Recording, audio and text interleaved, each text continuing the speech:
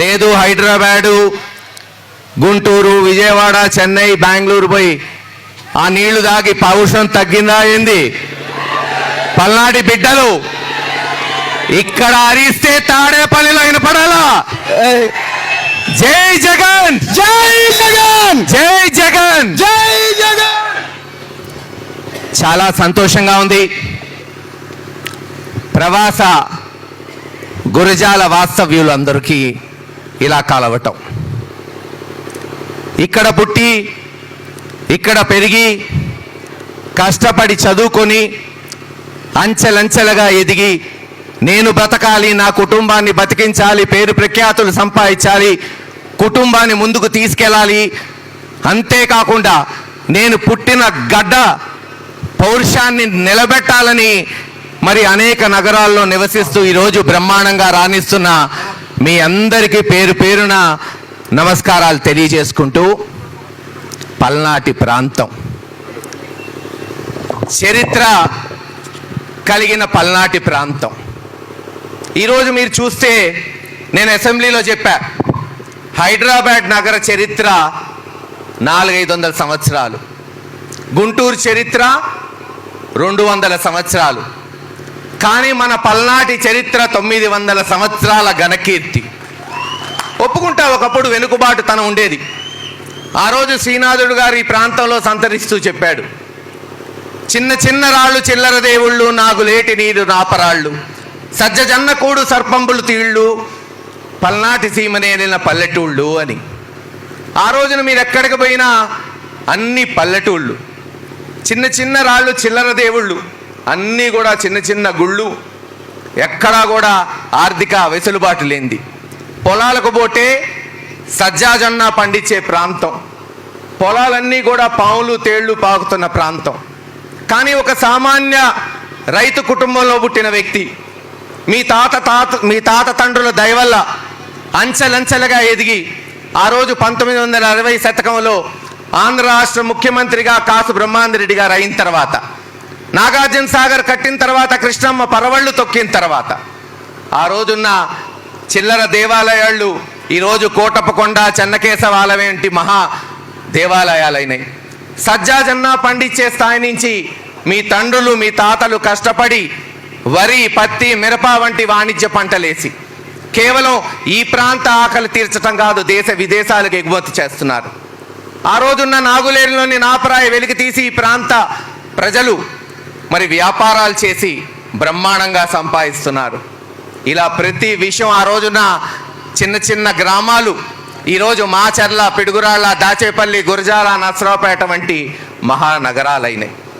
ఇంకా ఆ రోజు చదువు తక్కువగా ఉండుండొచ్చు. ఈరోజు మిమ్మల్ని చూస్తున్న బ్రహ్మాండంగా ప్రభుత్వ బడిలో చదువుకున్న పిల్లలు కూడా కష్టపడి చదివి దేశ విదేశాలకు పోయి మన పేరు ప్రఖ్యాతులు నిలబడుతున్నారు. కానీ మనం ఈరోజు చూడాల్సింది, 5 సంవత్సరాల క్రితం నేను మిమ్మల్ని అందరినీ హైదరాబాద్లో కలిసా.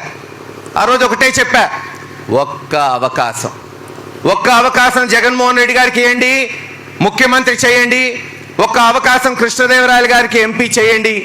లేదు, ఒక్క అవకాశం మీ బిడ్డ కాసు మహేష్ రెడ్డి గారికి ఎమ్మెల్యే చేయండి, గురజాలని గుండెలో పెట్టి చూసుకుంటానని చెప్పా.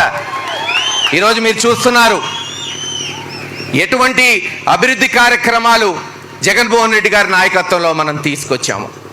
900 సంవత్సరాల చరిత్ర కలిగిన దాచేపల్లి, గురజాల గ్రామాలు, అప్పటి నుంచి మొన్న 2019 వరకు గ్రామాలు. మనం వచ్చిన తర్వాత పట్టణాలు చేసాం, మున్సిపాలిటీలు చేసాం. ఆ రోజు మనం చెప్పాం, కృష్ణా నీళ్లు గురజాల ఆనుకొని ప్రవహిస్తుంటుంది, కానీ ఒక్క గ్రామానికి, ఒక్క పట్టణానికి, ఒక్క వార్డుకి తాగునీరు లేదు. పాపం ఇప్పటికి కూడా మొన్నటి 2019 వరకు బోర్ నీళ్ళనే, కలుషితమైన ఫ్లోరైడ్ నీళ్ళనే బకెట్లు, బిందెల్లో ఆడవారు నీరు పట్టుకొని తాగే పరిస్థితి. ఆ రోజు అవకాశం వస్తే జగన్మోహన్ రెడ్డి గారు ముఖ్యమంత్రి అయితే తాగునీరు ప్రతి గ్రామానికి, ప్రతి పట్టణానికి ఇస్తామని మనం చెప్పాం. ఈరోజు మీరు చూస్తున్నారు 218 కోట్లతో జలదీక్ష పేరుతో కేవలం పిడుగురాళ్ళ, దాచేపల్లి, గురజాలే కాదు 57 గ్రామాల్లో టెండర్లు పిలిచారు. పిడుగురాళ్ళ పట్టణంలో పైప్ లైన్లు వేసాం. ప్రతి వీధిలో పైప్ లైన్ వేసి ప్రతి ఇంటికి కుళాయి బిగించి శుద్ధి చేసిన కృష్ణా నీళ్లు మీ బిడ్డ కాసు మహేష్ రెడ్డి ఇంట్లో పడేటట్టు చేస్తున్నాడు ఈరోజు గురజాల నియోజకవర్గంలో. ఇలా ప్రతి విషయం మీరు చూస్తే గురజాల నియోజకవర్గం దాదాపు 10-15 మరి వేలు ఒక్క గురజాల పట్టణంలో ఉంటారు. దాచేపల్లి పట్టణంలో సుమారు 30,000 మంది, పిడుగురాల పట్టణంలో 50,000 మంది. నియోజకవర్గం తీసుకుంటే దాదాపు 10 లక్షల మంది ఉన్నారు. కానీ ఎన్ని హాస్పిటల్స్ ఉన్నాయా అంటే 30 పడకల హాస్పిటల్ మనకున్నదంతే. పక్కనున్న నసరావుపేటలో 200 పడకలు, గుంటూరు పోతే 800 పడకల హాస్పిటల్స్ ఉన్నాయి. అందుకే పట్టుపట్టి జగన్మోహన్ రెడ్డి గారిని మెప్పించి ఒప్పించి బ్రహ్మాండమైన మెడికల్ కాలేజ్ తీసుకొచ్చాం. 500 కోట్లతో 600 పడకల మరి హాస్పిటల్ ఈరోజు నిర్మాణంలో ఉంది. వచ్చే 2 నెలల్లో జగన్మోహన్ రెడ్డి గారి చేతుల మీదుగా అది ఆవిష్కరించుకుంటే మరుసటి సంవత్సరం మనం కాలేజు ప్రారంభిస్తే 500 మంది డాక్టర్లు ఇక్కడ చదువుకునే పరిస్థితి. ఇలా ప్రతి విషయం 394 కోట్లతో గురజాల దాచేపల్లి జాతీయ రహదారి, లేదు 22,000 మందికి సొంత ఇళ్ళు లేని వాళ్ళకి పట్టాలు, లేదు మీరు చూస్తే దాదాపు 80 కోట్లతో మీరు చదువుకున్న ప్రభుత్వ బళ్ళన్నీ కూడా ఈరోజు ఆధునీకరించడం జరిగింది. 180 స్కూళ్ళని. ప్రతి విషయం మీరు చూసుకుంటూ పోతే ఇంతెందుకు, దాచేపల్లిలో కాట్రవాగుంది. 2016 సంవత్సరంలో వరదలు వచ్చి దాచేపల్లి అంతా మునిగిపోయింది. చంద్రబాబు నాయుడు గారు ముఖ్యమంత్రిగా ఉన్నాడు, వచ్చి చూశాడు, ఇంకా వరద రాకుండా ఆపుతానని చెప్పాడు. ఆ రోజున వరద రాకుండా ఆపటం మనిషి చేతన అవుతుందా సోదరులారా? వాన పడకుండా ఆగుతుందా? వచ్చింది. మళ్ళీ 2019 సంవత్సరం మనం జూన్లో అధికారంలోకి వస్తే ఆగస్టు మాసంలో మళ్ళీ వరద వచ్చింది. ఆ రోజు చెప్పా, 2 సంవత్సరాల సమయం ఇవ్వండి, ఖచ్చితంగా మనం ఈ కాట్రవాగును ఆధునీకరిస్తే ఎక్కడ కూడా వరద రాకుండా ఇళ్ళ నష్టం, ఆస్తి నష్టం జరగకుండా చేస్తానని అన్నమాట ప్రకారం కాట్రవాగును ఆధునీకరించాం. తర్వాత 2-3 సంవత్సరాలు బ్రహ్మాండంగా వానలు పడినాయి. మొన్న సైక్లోన్ వచ్చింది, 4-5 రోజులు వాన పడుతూనే ఉన్నాయి. ఆ రోజు చెప్పా కుర్రోడికి, పోయి చూడరా కాట్రవాగు ఏమన్నా పొంగిందేమో, ఇళ్లలోకి నీళ్ళు వచ్చినాయేమో, ఆస్తి నష్టం జరిగిందేమో అని. వాడు పోయి ఒకటే చెప్పాడు, అన్నా కాట్రవాగు పొంగి పొర్లుతుంది కానీ పొయ్యి నాగులేరులో కలుస్తుంది, నాగులేరు పోయి కృష్ణానదిలో కలుస్తుంది కానీ ఒక్క ఇళ్ళుకు మునగలేదని గర్వంగా చెప్తున్నా, ధైర్యంగా చెప్తున్నా. ఆ రోజున ముఖ్యమంత్రిగా ఉన్న చంద్రబాబు నాయుడు గారు చేయలేని పని ఒక సామాన్య ఎమ్మెల్యే అయినా మీ బిడ్డ కాసు మహేష్ రెడ్డి చేసి చూపెట్టాడు. ఇలా ప్రతి విషయం మనం చూసుకుంటే ఆటోనగర్ కానీ అబ్దుల్ కలాం గారి పేరు మీద, లేదు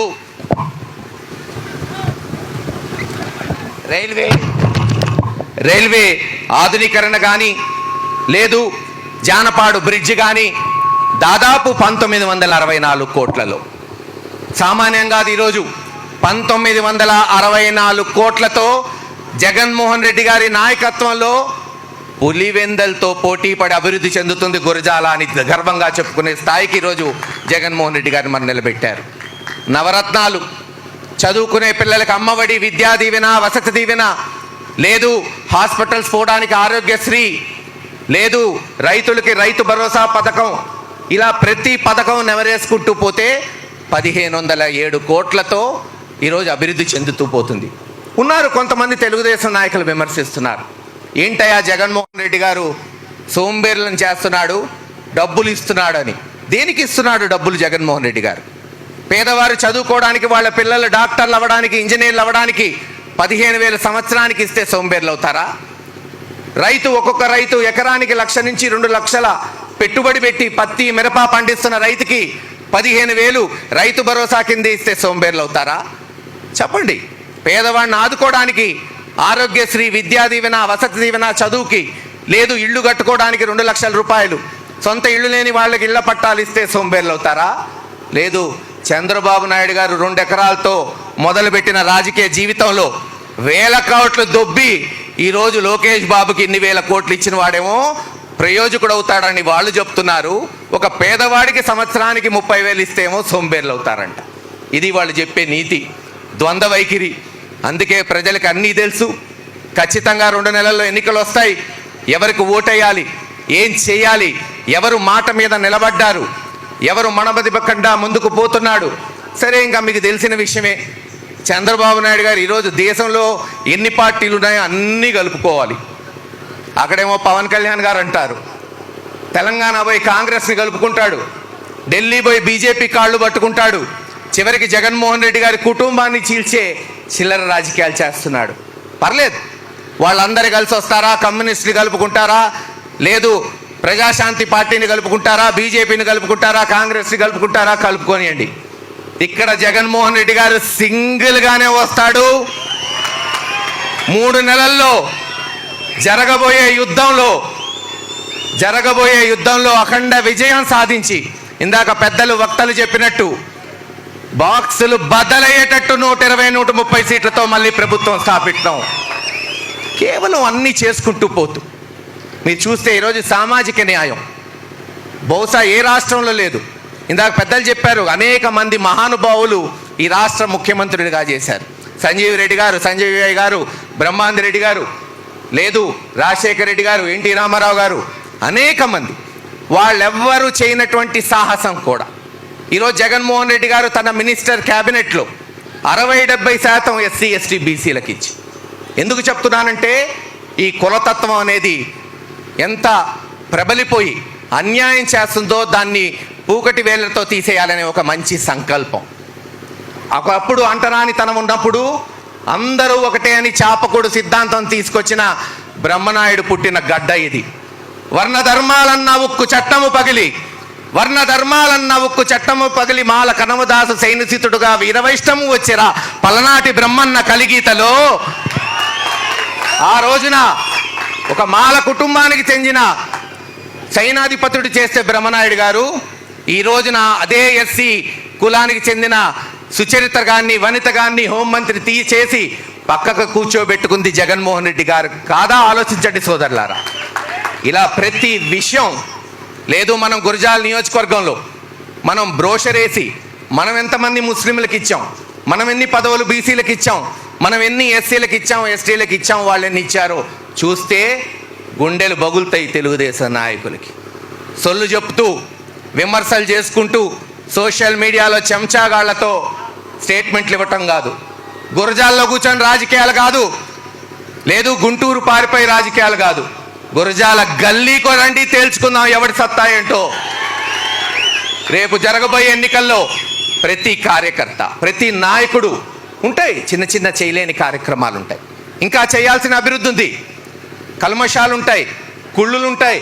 అందరం కూడా అవన్నీ పక్కన పెట్టాలి. ప్రతి కార్యకర్త, ప్రతి నాయకుడు ఒక సైనికుడు అవ్వాలి, ఇంటింటికి పోవాలి. ఇప్పటికే మనం గడిచిన సంవత్సరం నుంచి గడప గడపకి మన ప్రభుత్వం కార్యక్రమం చేస్తున్నాం. ఇంకా వేగవంతం చేద్దాం. నాతో సహా ప్రతి ఒక్కళ్ళు ఒక మెట్టు దిగాలి. అధికారం అంటే ఏదో కుర్జీ ఇచ్చి విర్రవేగటం కాదు, ఒక బాధ్యత, ఓ బరువు. పేదవాడి కష్టంలో పాలు పంచుకునే ఒక అవకాశం, మధ్యతరగతి వాడి సుఖాన్ని ఇచ్చే ఒక అవకాశం, మంచి చేసే అవకాశం, 4 మంచి పనులు చేసే అవకాశం. ఎందుకంటే ఈ పదవి శాశ్వతం కాదు, మనిషి జన్మత్వం శాశ్వతం కాదు. ఈ పదవిదే ఉంది.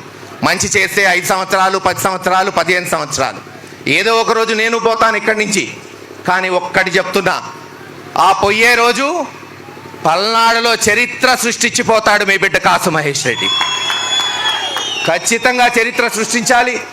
మళ్ళీ 5 ఏళ్ళు జగన్మోహన్ రెడ్డి గారి నాయకత్వంలో ఇప్పుడున్న ఈ పనులన్నీ, మెడికల్ కాలేజ్ కానీ, నీళ్లు కానీ, రోడ్లు కానీ అన్నీ కూడా పూర్తి చేసే మనం ఈ ప్రాంతాన్ని అభివృద్ధి చేసిన ప్రాంతంగా, ఇంకా రావాల్సిన సిమెంట్ ఫ్యాక్టరీలు, శ్రీ సిమెంట్ కానీ, మై హోమ్ కానీ, అక్కడ అదానీ ఫ్యాక్టరీలు, ఆ 3 వస్తే ఇప్పుడున్న 3-4 ఫ్యాక్టరీలకి మరొక 6-7 ఫ్యాక్టరీలతోడైతే ఒక భారీ పరిశ్రమలు నెలకొల్పిన నియోజకవర్గంగా కూడా దీన్ని తీర్చిదిద్దచ్చు. మన బిడ్డలు మన ప్రాంతంలోనే ఉద్యోగాలు చేసుకునే అవకాశం వస్తుందని తెలియజేసుకుంటూ, ఇందాక వక్తలు చెప్పినట్టు ఈ పోరాటం ఇంతతో ఆగదు.